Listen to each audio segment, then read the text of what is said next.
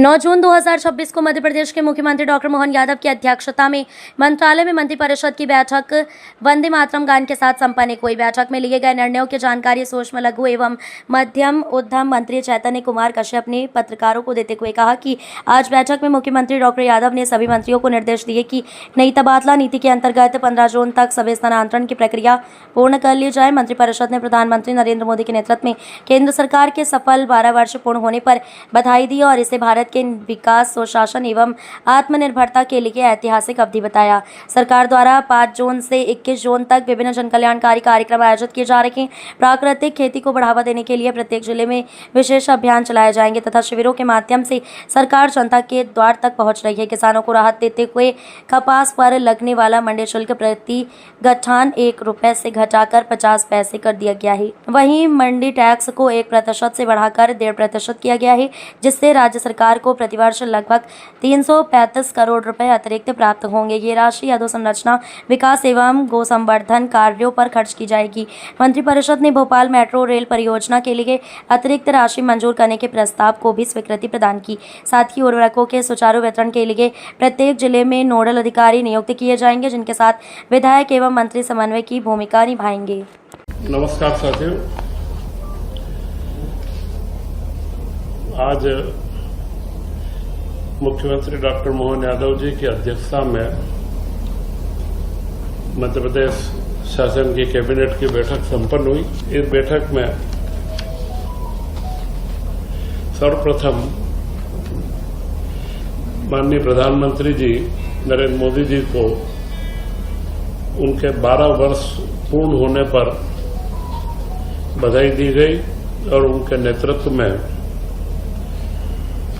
भारत ने जो गौरव हासिल करा है, पूरी दुनिया के अंदर जो सम्मान हासिल करा है और विकास की गति जिस तेजी से बढ़ी है और उसी के साथ गरीबी में कमी आई है। यह 12 साल भारत की आजादी के इतिहास में सबसे महत्वपूर्ण है, जिसमें गरीबी की सीमा में एकदम से कमी आई है। 27-28% से घटकर के 5% के करीब गरीबी का आना, यह भारत के लिए बड़ा महत्वपूर्ण एक सूचकांक है। इस संदर्भ में मध्य प्रदेश सरकार के द्वारा भी 5 तारीख से प्रधानमंत्री पूर्ण होने पर विभिन्न आयोजनों का पर्यावरण संरक्षण, स्वच्छता अभियान व जन कल्याणकारी कामों को आम लोगों तक शासन उनके दरवाजे पर जाए, ऐसे शिविर आयोजित करके और इस 12 वर्ष के उपलक्ष्य में हम लोग आगे बढ़ रहे हैं। और इसी के तहत प्राकृतिक खेती, जो आज की एक महत्वपूर्ण आवश्यकता है, इसके ऊपर प्रत्येक जिले में एक कार्यशाला का हम आयोजन कर रहे हैं। वर्तमान में जो 4-5 दिन का ब्रिक्स देशों का कृषि सम्मेलन भी इंदौर में हो रहा है और उसी में प्राकृतिक खेती के लाभ हो, उसके बारे में किसानों में अवेयरनेस का कार्यक्रम पूरा रखा गया है। इसी के साथ भारत, लैटिन अमेरिका और कैरेबियन देशों के साथ में एक सेमिनार इंदौर में आयोजित हुआ, जिसमें मुख्यमंत्री जी ने स्वयं वहां उपस्थित रहे। वहां के कई उद्यमी और वहां के सरकार के प्रतिनिधियों के साथ में चर्चा हुई और सबसे महत्वपूर्ण ये रहा है कि 3,800 करोड़ का निर्यात मध्य प्रदेश से लैटिन अमेरिकन देशों को हुआ है, जिसमें फार्मास्यूटिकल का विशेष योगदान है और यह इसकी वृद्धि 19% की वृद्धि पिछले वर्षों की तुलना में हुई है। यह एक बड़ा महत्वपूर्ण उपलब्धि मध्य प्रदेश को, जो हमने उद्योग वर्ष के रूप में मनाया और उद्योगों पर जो फोकस हुआ, उसमें यह उपलब्धि प्राप्त हुई है।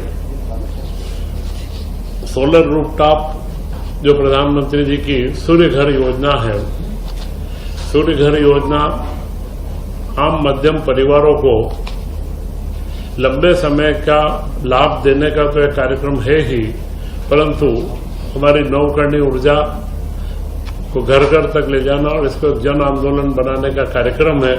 मध्य प्रदेश में हम 2 लाख घरों तक जा चुके हैं और पूरा प्रयास है कि अधिकतर घरों के अंदर हम लोग आगे बढ़े।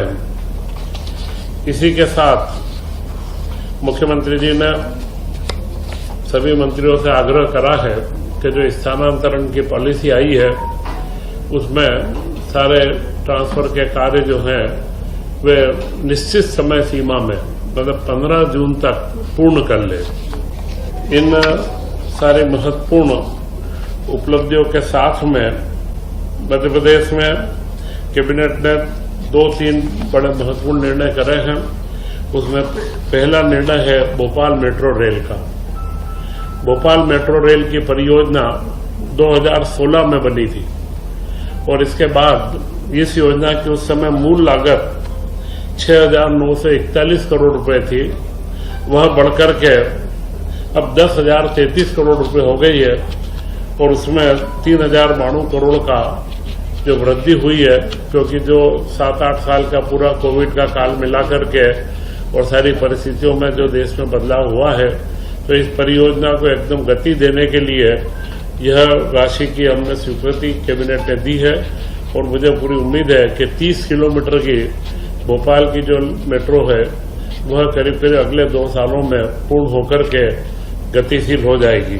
विज्ञान प्रौद्योगिकी विभाग के द्वारा विभिन्न योजनाएं संचालित जो परामर्श सेवा व अन्य सेवाओं के लिए 235 करोड़ की योजना की निरंतरता की स्वीकृति दी गई है। एक महत्वपूर्ण निर्णय किसान कल्याण वर्ष में लिया गया है।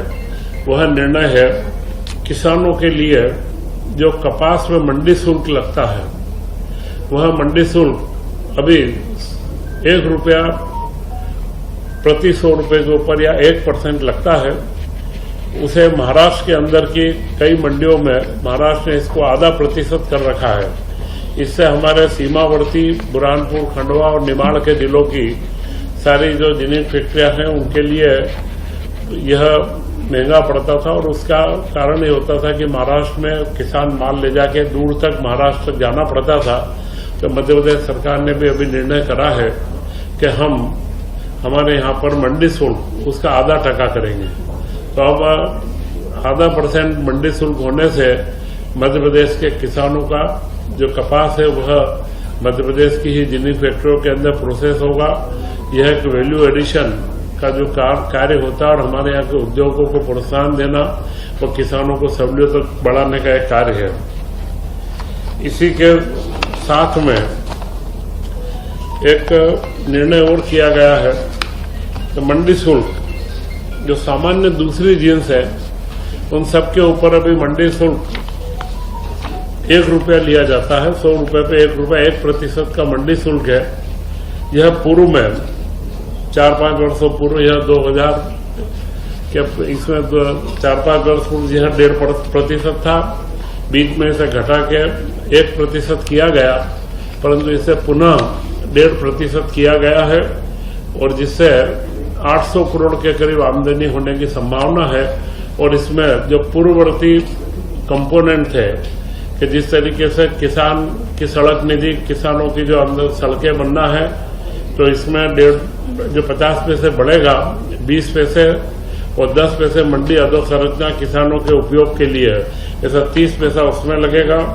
और उसके साथ में गौ संवर्धन के लिए करीब करीब 12 पैसे की राशि और कृषक जीवन कल्याण योजना में 2 पैसा और प्रचार प्रसार में 2.25 पैसा और वह कृषि अनुसंधान के लिए 4.25 पैसा या 1.5 रुपये में से सारे कृषक कल्याण और कृषि के विकास या ग्रामीण क्षेत्रों के विकास के अंदर पूरा खर्च किया जाएगा। तो यह एक महत्वपूर्ण निर्णय इस कैबिनेट के अंदर लिया गया है तथा उर्वरक के ऊपर यह कैबिनेट का विषय नहीं था, परंतु मुख्यमंत्री जी ने विशेष रूप से सभी मंत्रियों से कहा है कि अगले सीजन के अंदर जो वैश्विक परिस्थितियां हैं और उर्वरक की सप्लाई मध्य प्रदेश के पास में अच्छी मात्रा में उर्वरक अभी उपलब्ध भी है और रजिस्ट्रेशन का डिजिटल करके और ज्यादा से ज्यादा तकलीफ नहीं पड़े इसकी व्यवस्था की गई है। परंतु हर जिले में एक नोडल ऑफिसर नियुक्त करके और हर विधायक व मंत्री के साथ में उसका संपर्क बना रहे और किसानों को कम से कम कोई तकलीफ नहीं हो, उसके बारे में उर्वरक की चिंता अभी से करने के लिए सभी मंत्रियों से भी आग्रह किया है। वो प्रशासन ने भी इस बारे में अपनी पूरी व्यवस्थाएं उर्वरक की उपलब्धता अगले सीजन के लिए उपलब्ध रहे, इसके बारे में व्यवस्था की गई है। आज के ये सारे महत्वपूर्ण निर्णय मैंने आपके समक्ष रखे हैं और मध्य प्रदेश के विकसित भारत की परिकल्पना 2047 की है, उसमें विकसित मध्य प्रदेश के लिए नीति आयोग की एक बैठक है। उस बैठक में भी मुख्यमंत्री का जाना प्रस्तावित है। तो यह एक महत्वपूर्ण रूप से जो हम गरीब कल्याण, नारी कल्याण के कामों में आगे लगे हैं, मध्य प्रदेश की भूमिका उसमें रेखांकित की जाएगी। जय हिंद, जय भारत।